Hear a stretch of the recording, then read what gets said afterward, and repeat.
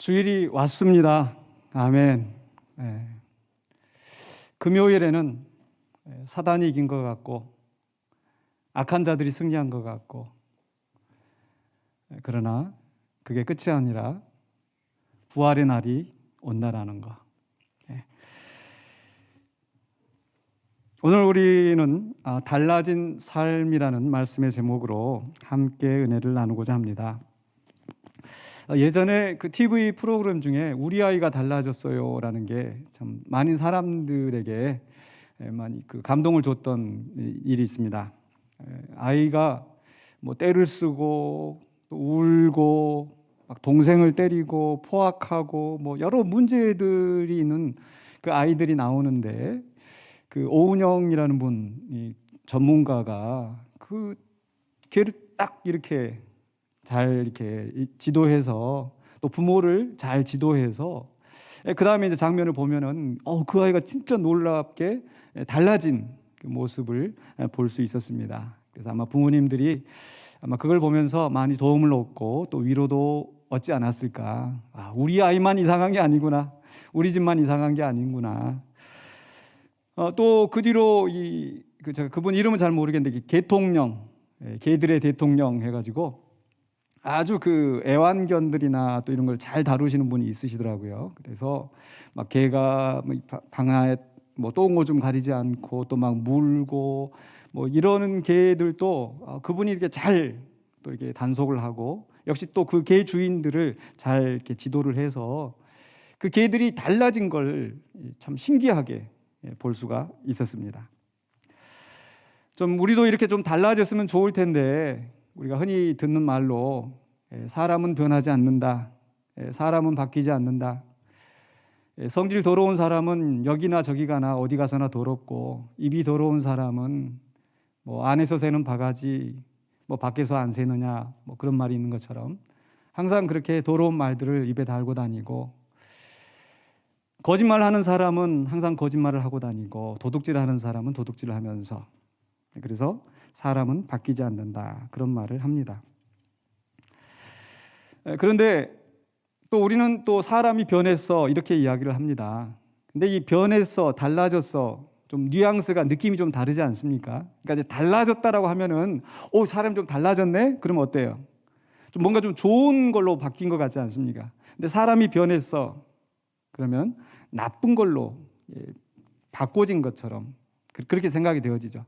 뭐 맛이 변했어, 색이 변했어, 뭐 이렇게 이야기할 때 뭔가 정상적으로 기능을 하지 않고 잘못된 걸로 변하는 경우가 있습니다. 시간이 지나고 세월이 지나면서 우리 사람은 달라지든지 변하든지 둘 중에 하나일 것 같습니다. 근데 기왕이면 좀 좋은 방향으로 달라졌으면 좋겠습니다.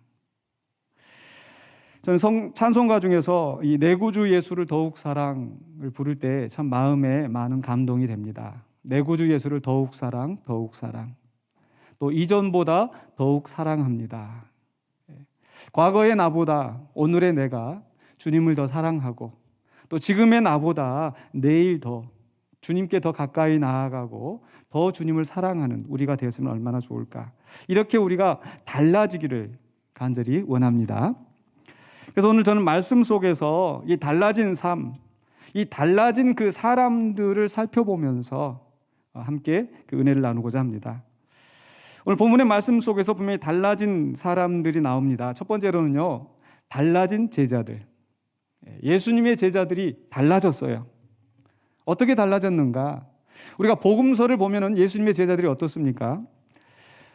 예수님의 부르심을 받고 자기 생계 다 버려두고 주님을 따라갑니다. 의욕을 가지고 열심히 주님을 따라다니는데, 가끔가다 복음서에 보면은 이 주님한테 꾸중을 듣는 제자들의 모습이 나오죠. 어찌하여 믿음이 없느냐? 어찌하여 의심하였느냐? 아직도 깨닫지 못하느냐?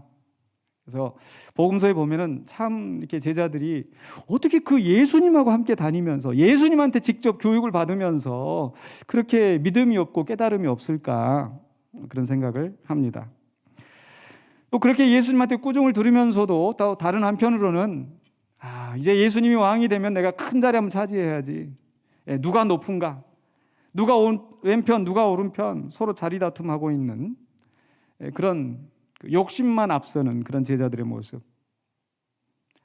근데 이 제자들은요, 이 고난 주간에 그들의 모습은 아주 최악이었습니다. 예수님은 제자들을 향해서 이제 내가 얼마 있으면 죽임당할 것이다.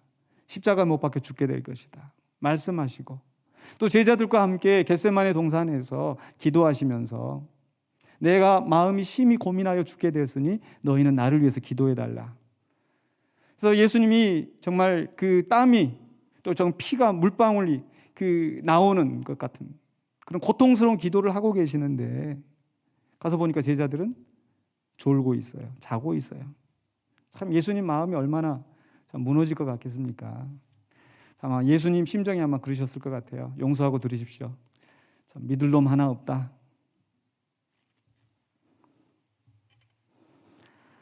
기도할 때 졸던 그 사람들, 예수님의 제자들, 예수님이 체포당하실 때는 도망가고, 예수님이 고난당하실 때 예수님을 부인하고 심지어 저주까지 했던 그 제자들. 정말 어떻게 예수님의 제자들이 이럴 수 있을까 싶을 정도로 정말 최악이었습니다. 그런데요, 이 복음서의 제자들의 모습과 달리 사도행전으로 넘어가면은 정말 달라졌죠. 그전에는 그 귀신 못 쫓아내가지고 병자를 못 고쳐서 어찌할 믿음이 없느냐 이렇게 책망을 받던 제자들이었는데, 성전 민문에 걷지 못하는 자를 일으켜 세우고 귀신 들린 사람을 귀신을 쫓아내고 중풍병자를 고치고 표적과 기사가 나타나는 거예요. 그들을 통해서. 복음서에서는 서로 높아지려고 했었는데 사도행전에서는 한마음으로 한뜻으로 물건을 서로 통용하면서 누구라도 자기 것이라고 고집하고 주장하는 사람이 없는, 서로 섬기는 그런 공동체가 되었어요. 복음서에서는 그 예수님이 잡혀가실 때 함께 있지 못하고 도망갔던 그 비겁한 제자들이었는데, 사도행전에서는 그 권력을 가진 대제사장이, 서기관들이, 바리새인들이 그들을 문책을 하는데도 내가 하나님 앞에서 너희의 말을 듣는 것이 옳은가, 하나님의 말씀을 듣는 것이 옳은가 너희가 판단하라. 담대하게 그 박해에도 굴복하지 않고 복음을 증거합니다. 그리고 결국에는 그 십자가의 죽음을 순교하기까지 그들은 믿음을 지켰습니다. 얼마나 큰 변화입니까? 바로 이 제자들이, 복음서에 있는 제자들과 사도행전에 있는 제자들이 달라진 이유가 무엇이겠습니까? 물론 그 사도행전 2장에서 나오는 성령 강림하셔서 그들이 변화된 것도 있겠지만은, 그러나 또 우리가 간과할 수 없는 것은 바로 그들이 부활하신 예수님을 만났다는 사실입니다. 그래서 오늘 봉독한 말씀 속에서 고린도전서 15장 3절로 6절에서 이렇게 기록되어 있습니다.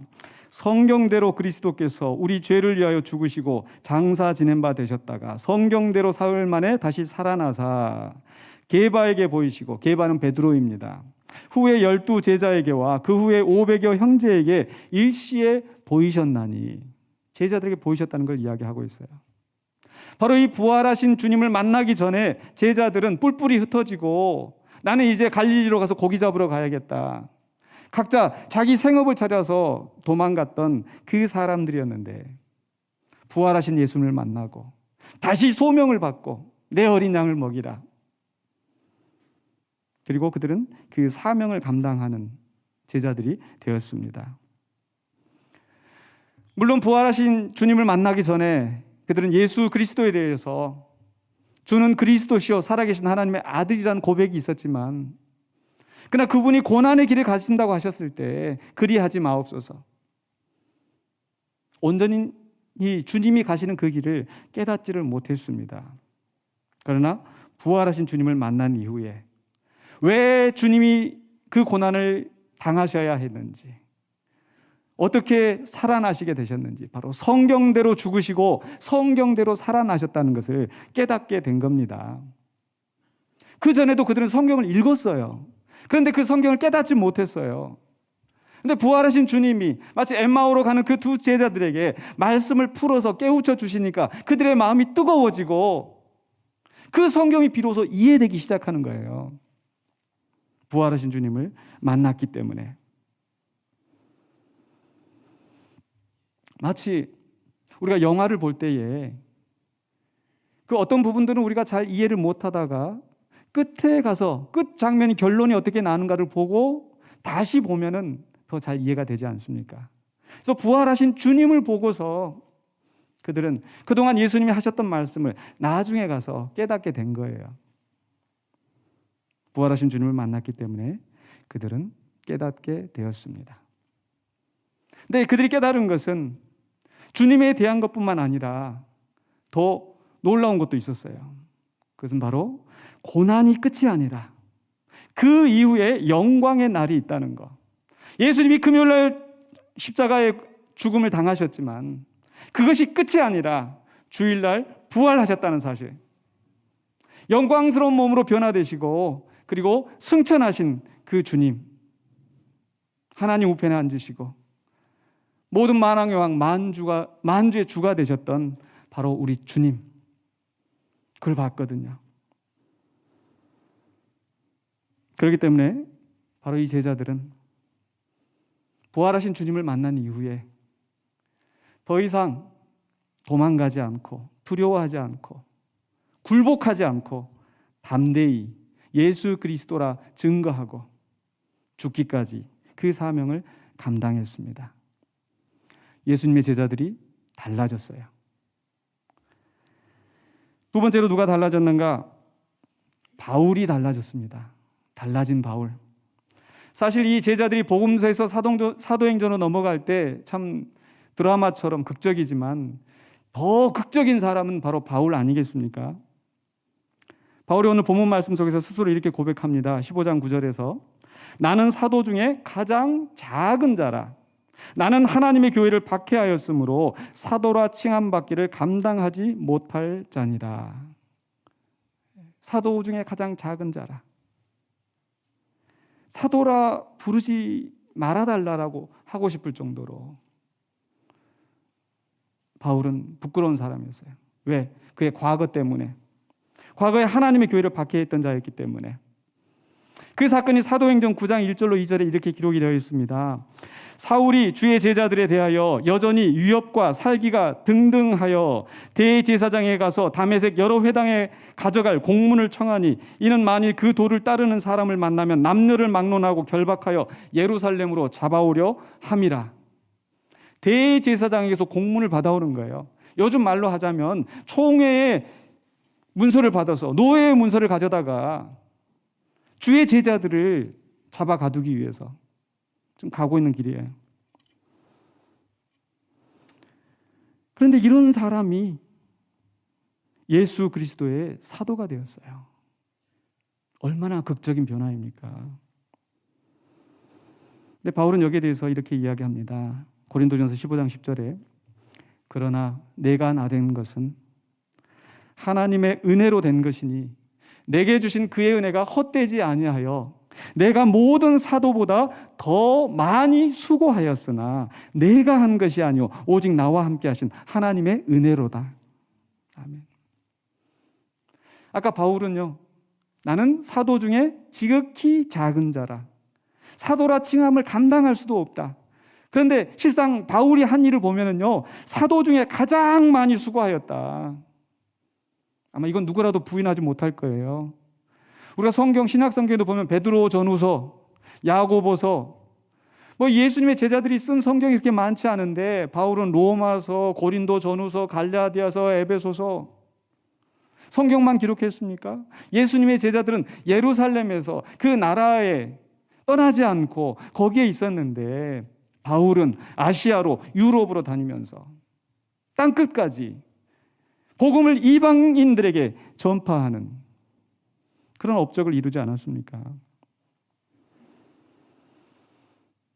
그런 바울이지만 그전에는 그는 박해자였습니다. 근데 이제는 모든 사도보다 더 많이 수고했다고 자부할 정도로 달라졌습니다. 근데 왜 이렇게 달라졌어요? 하나님의 은혜로. 근데 그 하나님의 은혜가 언제 시작되었는가? 바로 부활하신 예수님을 만나고서. 아멘. 그래서 바울은 고백하는 거예요. 15장 8절에서 맨 나중에 만삭되지 못하여 난 자 같은 내게도 보이셨느니라. 만삭되지 못하여 난 자, 10달을 다 채우지 않고 난 미수가, 조수가 그런 나에게 보이셨느니라. 부활의 주님이 그를 찾아오신 거예요. 그를 만나주신 거예요. 언제 그랬습니까? 바로 사도행전 아까 9장에서 주의 제자들을 잡으려고 대제사장의 공문을 받아가지고 그 사람들 잡으려 가는데 그 길을 가다가 사도행전 9장 3절로 4절에서 사울이 길을 가다가 다메섹에 가까이 이르니 호련히 하늘로부터 빛이 그를 둘러 비추는지라 땅에 엎드러져 들음에 소리가 있어 이르시되, 예수님이 말씀하십니다. 사울아 사울아 내가 어찌하여 나를 박해하느냐 하시거늘 대답하되 주여 누구시니까? 이르시되 나는 네가 박해하는 예수라. 아마 그 마태복음 25장에 있는 말씀처럼 바울 입장에서는 내가 언제 주님을 박해했습니까? 근데 바울은 지금 누구를 박해하고 있어요? 주의 제자들을, 주의 몸된 교회를, 성도들을 박해하는데, 우리 주님 그건 나를 박해하는 것이야. 나를 무너뜨리는 것이야. 나를 공격하는 것이야.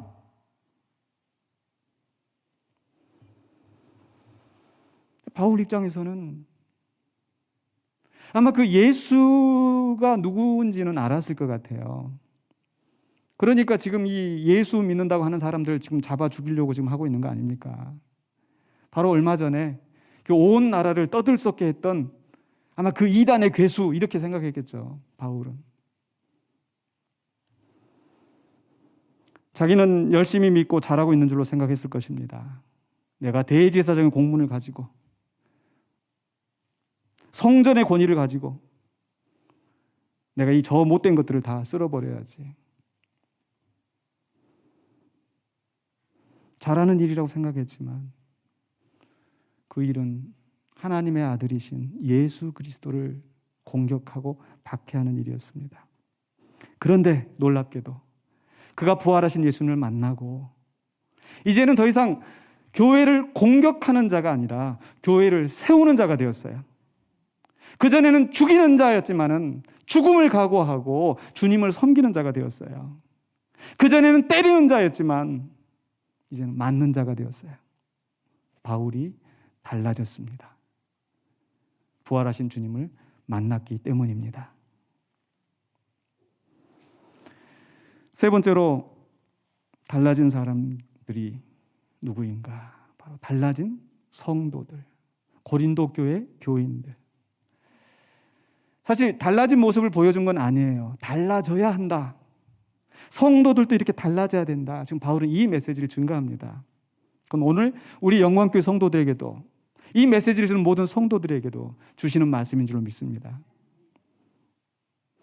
고린도 교회 성도들은요, 사실 그들은 바울처럼 또 제자들처럼 부활하신 예수님을, 그리스도를 직접 만나지 못했을 거예요. 그렇기 때문에 그들은 부활에 대한 확실한 믿음이 없었을 것 같습니다. 예수님이 구주이시고 예수님이 나를 위하여 죽으시고 또 예수님이 살아나셨다는 것까지는 아마 믿었을지도 모르겠습니다. 그러나 그들은 자신들도 부활하게 되리라는 부활의 신앙이 없었어요. 그리고 당장의 눈앞에 있는 복을 추구하면서 성공과 쾌락을 쫓아갔습니다. 아까 우리 권사님 기도하신 내용처럼 우리의 삶이 이 세상에 있는 것처럼 생각하고 이게 전부인 것처럼 생각하고 그렇게 살아가는 거예요. 부활의 신앙이 없기 때문에.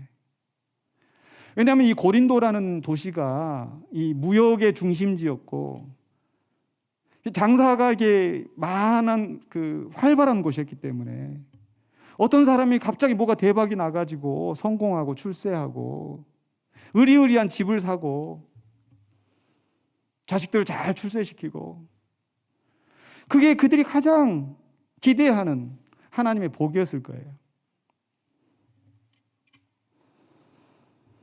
그들은 부활에 대한 믿음이 없었기 때문에 그렇게 살아갔습니다. 그래서 바울이 답답해서 그들에게 이야기하는 거예요. 고린도전서 15장 12절에 그리스도께서 죽은 자 가운데서 다시 살아나셨다 전파되었거늘 너희 중에서 어떤 사람들은 어찌하여 죽은 자 가운데서 부활이 없다 하느냐. 예루살렘에서도 이스라엘에서도 사두개인들은 부활 없어. 하나님 우리에게 복 주시고 지금 이 땅에서 자녀들 번성해서 내 이름 널리 자녀들을 통해서 퍼져나가고 그러면 됐지. 아마 어쩌면 이런 생각을 가지고 부활이 없다, 이렇게 살았던 것 같습니다. 그런 사람들을 향하여서 바울이 이야기합니다. 고린도전서 15장 13절로 14절에서 만일 죽은 자의 부활이 없으면 그리스도도 다시 살아나지 못하셨으리라. 그리스도께서 만일 다시 살아나지 못하셨으면 우리가 전파하는 것도 헛것이요 또 너희 믿음도 헛것이며. 바로 부활에 대한 믿음이 없으면 우리가 전하는 것도 헛것이고 너희 믿음도 헛것이다. 16절 17절에서 다시 이야기합니다. 만일 죽은 자가 다시 살아나는 일이 없으면 그리스도도 다시 살아나신 일이 없었을 터예요. 그리스도께서 다시 살아나신 일이 없었으면 너희의 믿음도 헛되고 너희가 여전히 죄 가운데 있을 것이요. 18절 19절에 계속해서 또한 그리스도 안에서 잠자는 자도 망하였으리니 만일 그리스도 안에서 우리가 바라는 것이 다만 이 세상의 삶뿐이면 모든 사람 가운데 우리가 더욱 불쌍한 자이리라. 살아있는 사람이나 이미 죽은 사람들이나 부활이 없으면 다 망한 거나 다름없다라는 거예요. 죄사함 받고 구원받았다라는 것이 무슨 의미가 있겠는가. 그래서 사실 이 말씀 속에서 바울이 전하고자 하는 핵심이 뭡니까? 부활은 있습니다. 성도의 부활이 있습니다. 이미 예수 그리스도의 부활은 기정사실로 받아들이고 있어요. 아마 고린도 교인들도 그건 믿었을 거예요. 그건 믿지 않으면은 신자가 아니죠. 예수님은 하나님의 아들이니까 그렇게 부활하실 수도 있겠지만 우리는 그냥 인간인데 우리가 어떻게 부활을 해?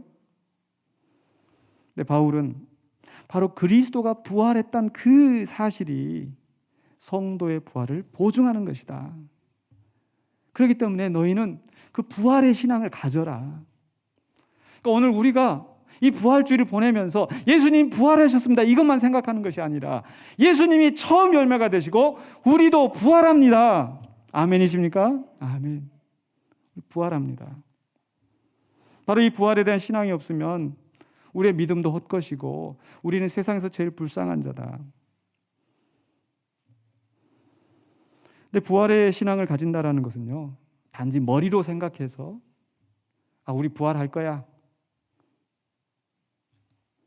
그렇게 머리로만 인정하는 그런 차원이 아닙니다. 정말 우리가 부활의 신앙을 가졌다면요, 그것 때문에 우리의 삶이 달라져야 돼요. 그래서 제가 오늘 말씀의 제목이 달라진 삶. 제자들이 달라진 것처럼, 바울이 달라진 것처럼 이 부활주의를 보내면서 우리의 삶이 달라져야 된단 말입니다. 어떻게 달라질 것인가? 첫 번째로는요, 부활의 신앙을 가진 사람은 구원을 받습니다. 구원의 확신이 있습니다. 고린도전서 15장 1절로 2절에 보시면은요, 형제들아 내가 너희에게 전한 복음을 너희에게 알게 하노니. 바로 전한 복음이 무엇인가? 부활의 복음이에요.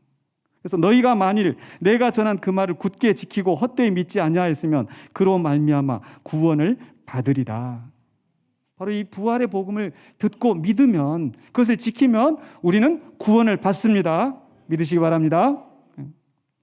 근데 이런 그 구원받은 자로서 이제 우리는 하나님의 나라의 백성으로서 이 땅에 살다가 영광스러운 부활에 참여하게 될 터인데, 그럼 그때까지 우리는 어떻게 살아야 될 것인가? 달라진 삶의 모습을 보여야 돼요. 부활에 대한 신앙이 있다면. 어떤 삶일까요? 두 번째로 우리가 생각할 것은요. 부활의 신앙이 있는 사람은 고난을 감수합니다. 고난을 감수해요. 고난이 끝이 아니라 부활의 영광이 있는 것을 믿기 때문에. 그래서 15장 29절에 바울은 계속해서 만일 죽은 자들이 도무지 다시 살아나지 못하면 죽은 자들을 위하여 세례를 받는 자들이 무엇을 하겠느냐? 어찌하여 그들을 위하여 세례를 받느냐? 이 말씀 그대로 해석을 하면 마치 믿지 않는 사람 죽었는데 그 사람 위해서 내가 대신 세례를 받으면 뭔가 효과가 있는 것처럼, 근데 그런 의미가 아닙니다. 지금 바울이 여기서 얘기하고자 하는 것은 죽은 자들, 즉 우리의 육신이 죽는 것으로 끝이 난다면 우리가 세례를 받고 그렇게 하는 것이 무슨 의미가 있겠느냐, 아마 그런 의미로 해석이 되어집니다. 근데 그 다음에 말씀이 뭐예요? 30절로 31절에 또 어찌하여 우리가 언제나 위험을 무릅쓰리요. 형제들아, 내가 그리스도 예수 우리 주 안에서 가진 바 너희에 대한 나의 자랑을 두고 단언하노니 나는 날마다 죽노라. 나는 날마다 죽노라. 무슨 말씀입니까? 바울은 가는 곳곳에서 박해를 받으며 매를 맞고 감옥에 갇히고 비방과 조롱을 들으면서 정말 날마다 죽는 것처럼 괴로운 삶을 살아가는 거예요. 위험을 무릅쓰는 거예요. 근데 왜 그렇게 하겠어요? 부활이 있음을 믿기 때문에. 달라졌잖아요, 바울 자신이. 그래서 32절에 내가 사람의 방법으로 에베소에서 맹수와 더불어 싸웠다면 내게 무슨 유익이 있으리요? 죽은 자가 다시 살아나지 못한다면 내일 죽을 터이니 먹고 마시자 하리라. 맹수와 더불어 싸웠다? 문자 그대로 맹수와 싸운 게 아니겠죠. 가는 곳마다 그 바울을 죽이려고 달라드는 사람들, 쫓아다니면서 비방하고 조롱하고 매를 때리고, 그런 맹수와 싸우는 삶을 매일매일 죽는 것 같은 그런 삶을 사는 거예요. 근데 만약에 부활이 없으면 내가 왜 이런 싸움을 싸워야 되나? 그냥 내 편한 대로 먹고 마시고 그렇게 살면 되지. 사도 바울은 만약 예수님을 안 만났으면 여전히 그 권력을 가지고 자기 하고 싶은 대로 주의 제자를 핍박하면서 누리면서 살지 않았겠습니까? 근데 부활의 주님을 만나고 부활의 날이 있다는 것을 알기 때문에, 고난이 끝이 아니라 영광의 날이 있다는 걸 알기 때문에, 금요일이 끝이 아니라 주일이 오고 있다는 것을 믿고 있기 때문에 위험을 무릅쓰고 고난을 감수하는 겁니다. 저도 이 말씀 사실 준비하면서 많이 좀 힘이 되었습니다. 매주마다 참 힘들 때가 많이 있었어요. 지금도 힘든 것 같아요. 특히나 이제 예배 전에, 어떻게 그렇게 우리 말씀에 보면 예배하기 전에, 제물을 드리기 전에 원망 들을 일이 있으면 화해하라 이렇게 했는데, 예배 전에 나와서 그렇게 이 사람 저 사람 시비 걸고 조롱하는 말 하고,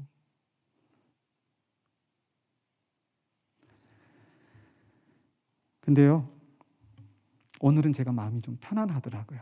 오늘 또 이런 소리 저런 소리 뭐 다 듣는데, 그래서 마음 한편으로 야, 이게 매도 많이 맞다 보니까 이 맷집이 좀 늘었나 보다.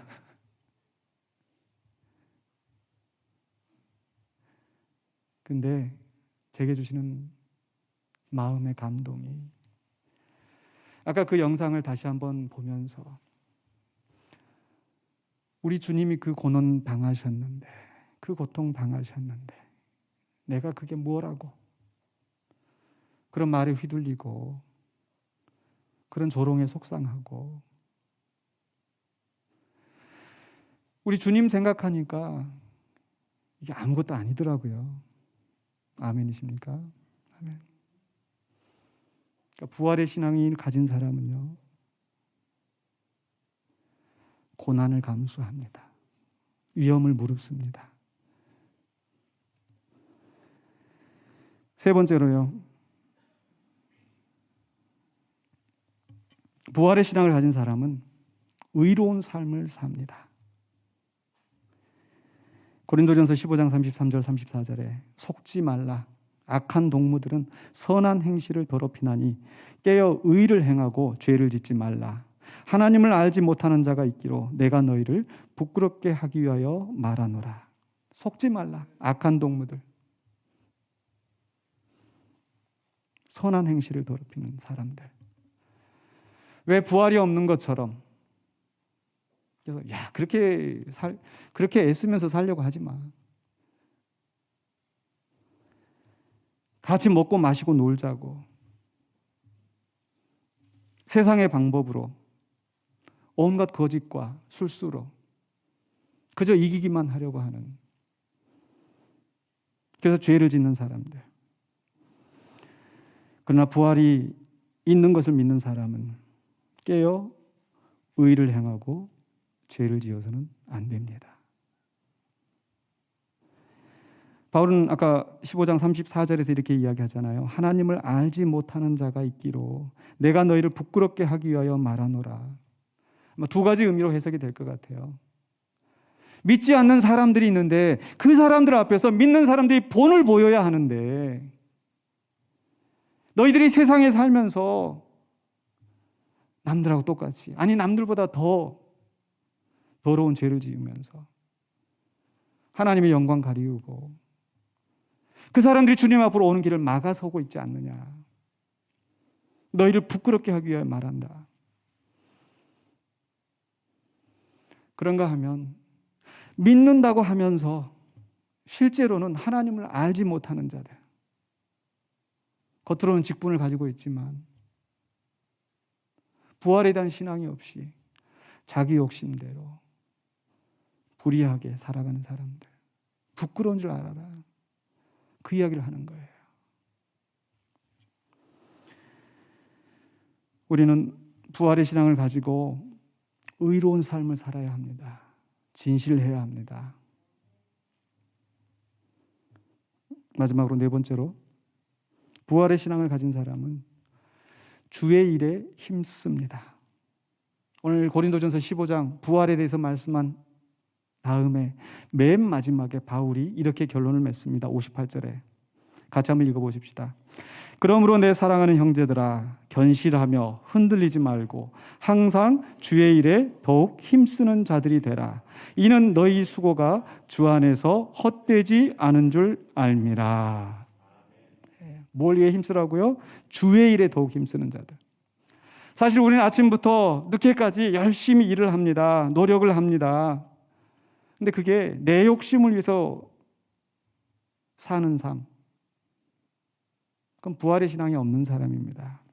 그리스도인들은 부활의 신앙을 가진 자라면, 주님의 나라가 이 땅에 이루어질 것을 믿는다면 우리는 주의 일에 힘쓰는 자가 되어야 될 줄로 믿습니다. 물론 주의 일에 힘쓴다는 것이 내가 세상에 직업을 하는 것은 주의 일이 아니고 교회에 나와서만 하는 것이 주의 일이다, 그게 아니고요. 교회에 나와서 하는데도 내 욕심 채우면 그건 내 일인 거고요. 세상에 나가 살고 있지만 그 세상 속에서 하나님의 뜻을 행하면 그게 주의 일인 줄로 믿습니다. 우리는 바로 그 주의 일에 힘써야 돼요.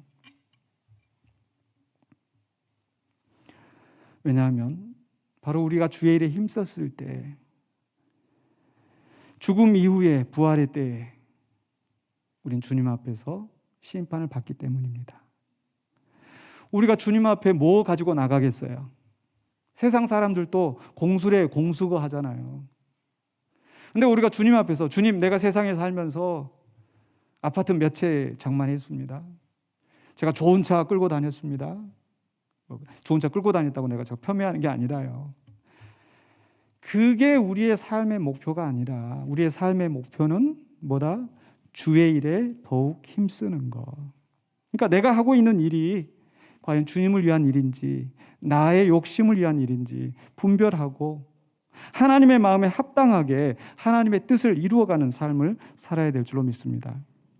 이제 말씀을 마무리하려고 합니다. 오늘은 부활주일입니다. 이 부활주일은 단지 과거 예수님의 부활한 사건을 기념하는 것에서 끝나서는 안 될 것입니다. 또 단지 먼 미래에 우리가 부활할 것을 기대하는 것에서만 끝나는 것이 아니고 과연 그 부활이 오늘 지금 여기에서 나의 삶에 어떤 의미가 있을까? 그 부활을 생각하면서 우리는 달라진 삶을 살아야 됩니다. 고난을 각오하고. 왜? 지금 받는 고난은, 현재의 고난은 장차 받을 영광과 좋게 비교할 수 없기 때문에. 우리 주님이 죽으셨지만, 고난당하셨지만 부활과 승천으로 모범을 보이셨지 않습니까? 그 길을 보여주셨지 않습니까? 고난을 감수하면서 의로운 삶을 살아가면서 주의 일에 힘쓰는 삶, 주님을 위하여 살아가는 삶. 그래서 우리 교회 표처럼 먹든지 마시든지 주의 영광을 위하여 하라. 그렇게 주님을 위하여 살기로 결단하시고 달라진 삶을 살아가시는 저와 여러분이 되시기를 주의 이름으로 축원합니다. 기도하겠습니다. 사랑해 주 하나님, 은혜를 감사합니다. 우리의 마음은 심히 약하고 우리의 입술은 부정하고 우리의 행동은 다른 사람을 거치게 하고 주님을 근심하게 할 때가 많이 있습니다. 그러나 부활의 주님, 우리에게 찾아오셔서 우리에게 확신을 주시고 깨달음을 주시고 용기를 주셔서 주님을 위하여 살아가는 우리 성도들이 되게 하여 주시옵소서. 고난 가운데 있는 형제 자매들이 있습니다. 육신의 질병으로 인하여 고통당하는 이웃들이 있습니다. 경제적인 압박 속에서 또 사람들과의 겪는 갈등 속에서 분쟁 속에서 공동체 안에서 겪는 여러 가지 크고 작은 시험들 때문에 마음이 아파하고 무겁습니다. 그러나 이 속에서 우리는 주님의 뜻을 분별하며 주님이 가셨던 것처럼 고난의 길을 가기 원합니다.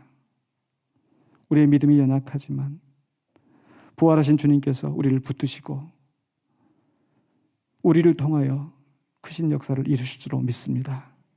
도와주시옵소서. 예수 그리스도 이름으로 기도하옵나이다. 아멘.